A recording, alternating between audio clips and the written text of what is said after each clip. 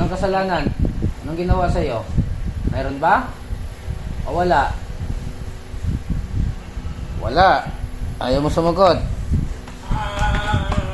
Hindi kita bibitawan kung hindi ka sasagot. Dagdag. Kidlat.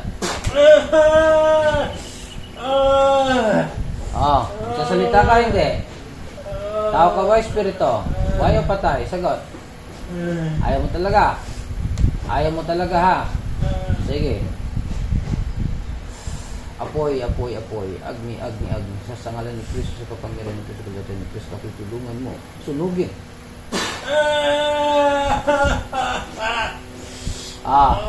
Pwede na tayo mag-usap. Pwede hindi. Pwede hindi. Pwede hindi. Pwede? Pwede hindi. Ayaw mo talaga. Ay, papatay na lang kita. Umalis ka sa katawan na ito, huwag ka nang babalik. Hindi ka na makakabalik talaga. Nasabi ko sa iyo, sobrang tigas mo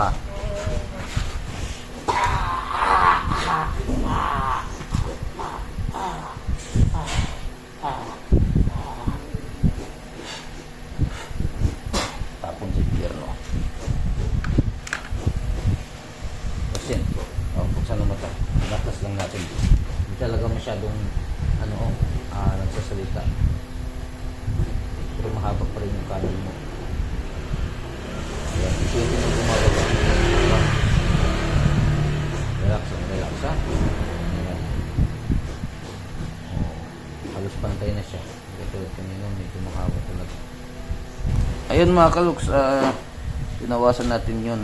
Nung isang araw, may nakita tayong babae na kaluluwa na sumusunod sa kanya. Gumaling na siya, kaso daw bumalik daw ulit yung bigat ng katawan niya, kaya pumunta siya dito.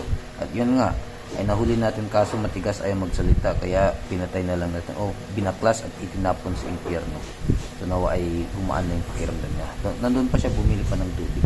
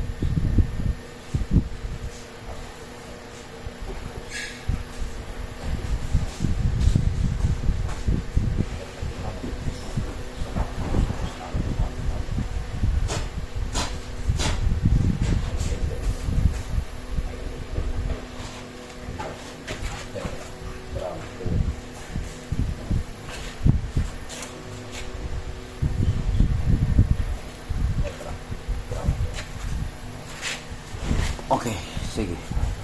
Subukan daw natin. Dito, wag na. Ganyan lang. Pa? Hindi na? Hindi na masyado. Kanina sobrang sakit talaga. Parehas lang yan. Mamarka din yan. So, nabaklas na natin. Hindi lang talaga nagsasalita.